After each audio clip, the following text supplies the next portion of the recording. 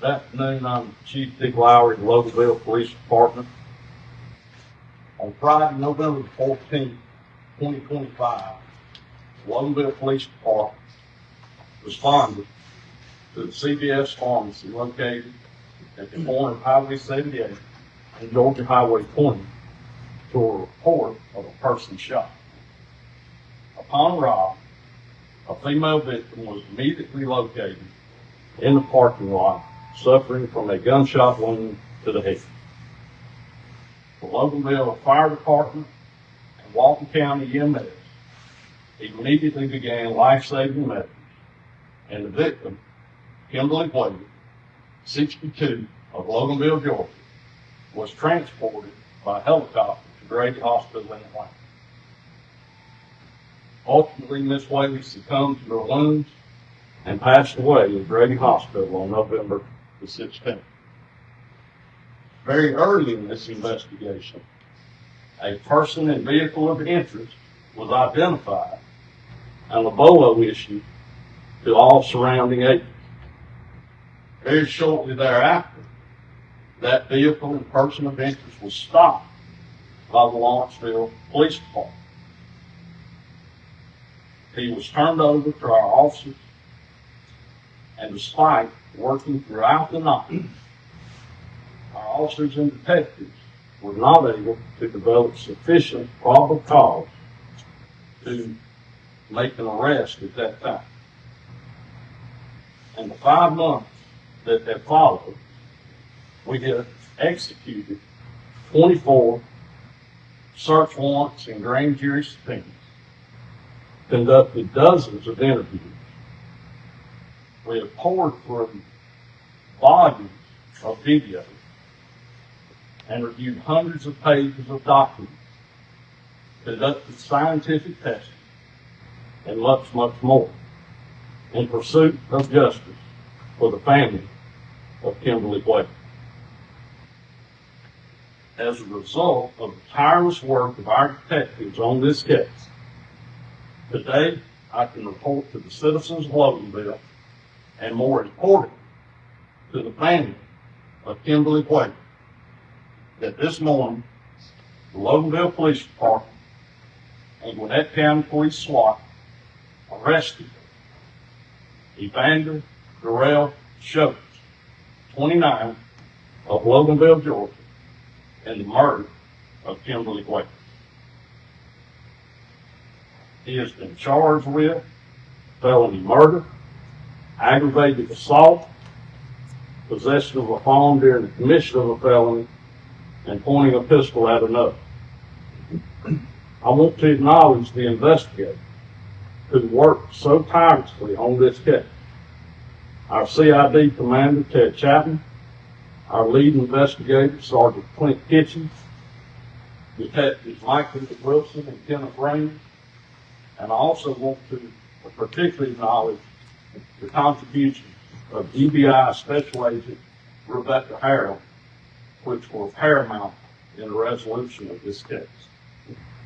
I'm also joined today by Alcove Judicial Circuit District Attorney Randy McGinney.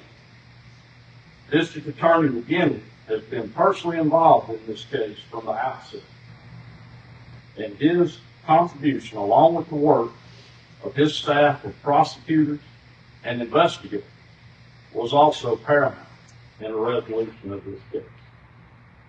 From the date this shooting took place, we have received investigative assistance from a myriad of agents in the metro Atlanta area, to include the Georgia Bureau of Investigation, the Walton County Sheriff's Office, Monroe Police Department, Lawrenceville Police Department, Gwinnett County Police Department, and Clayton County Police Department, along with the U.S. Department of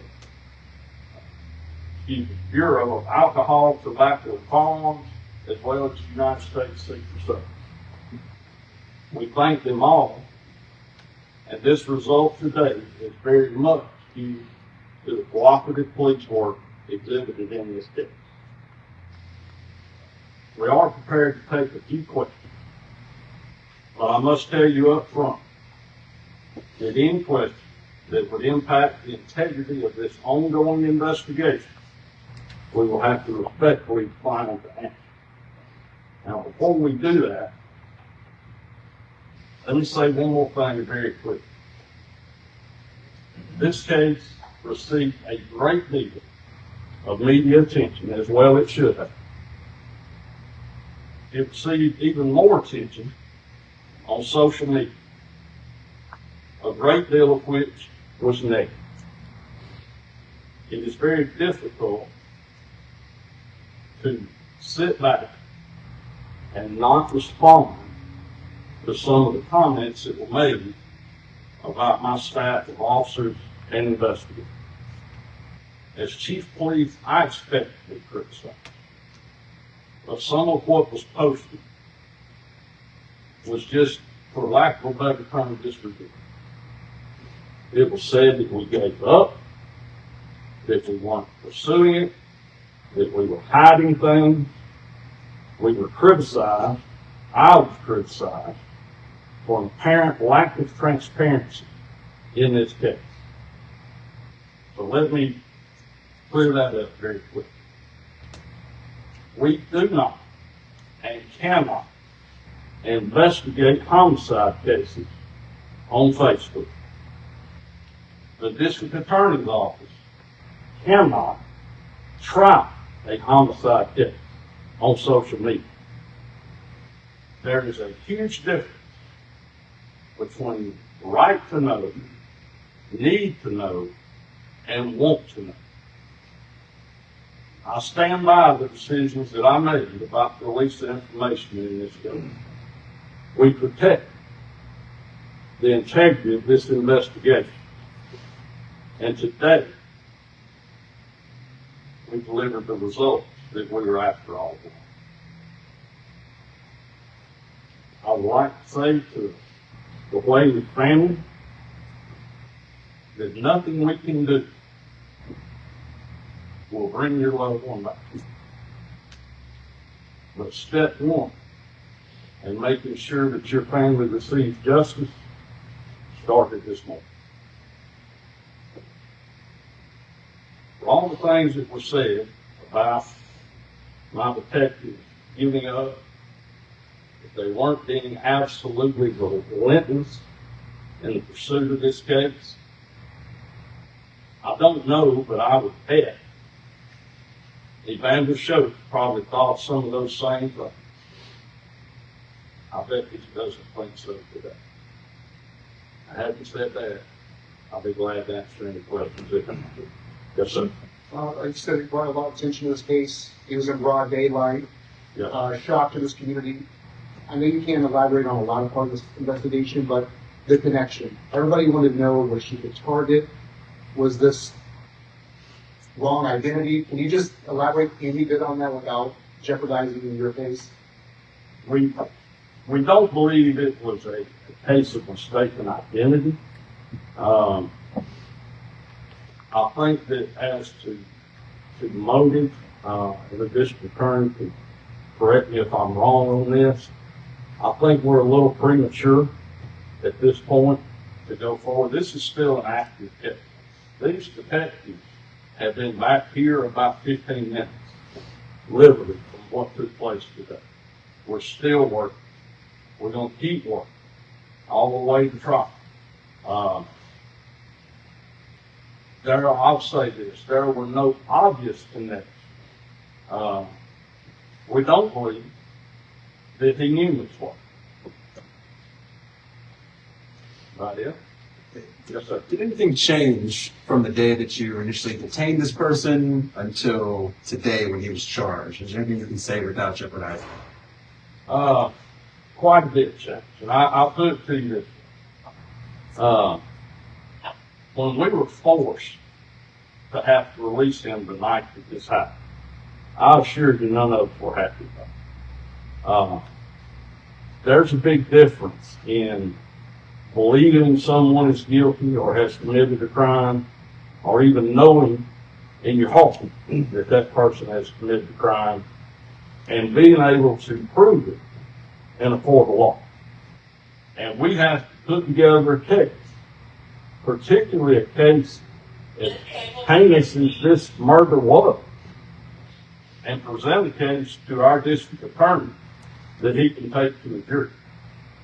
That took a lot of time. It took a lot of effort. And it took these folks really digging into details to be able to bring this case to resolution. But I will say this, the case that we have to hand off to him now, I'm extraordinarily confident in that case.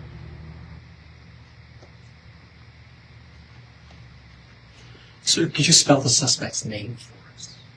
Yes. First name is Evander, E-V-A-N-D-E-R. Middle name Darrell, D-E-R-R-E-L-L.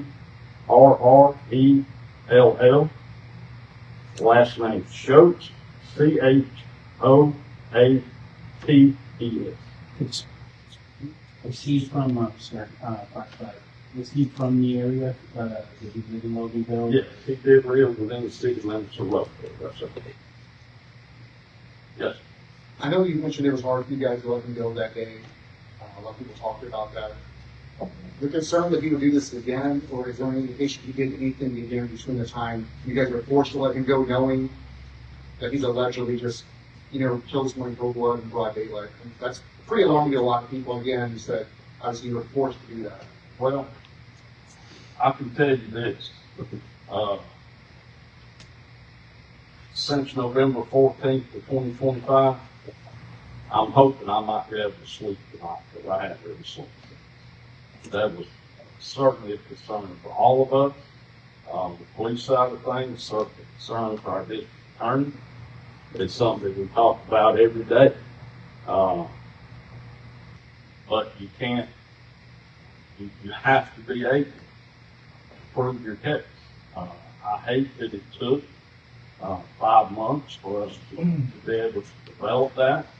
And I know that's been extraordinarily difficult. Ms. Whaley's family, every day they won't answer why.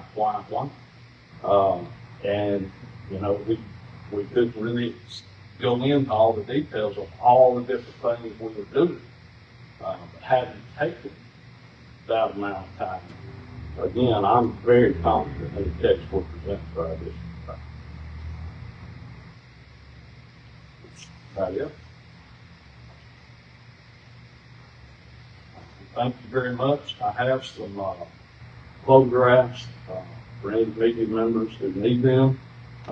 Has his name and particulars and his charges on the back, and contact if you have anything to follow up with. Thank you very much. All right, there we go. That's the conclusion of the press conference. We will report back later.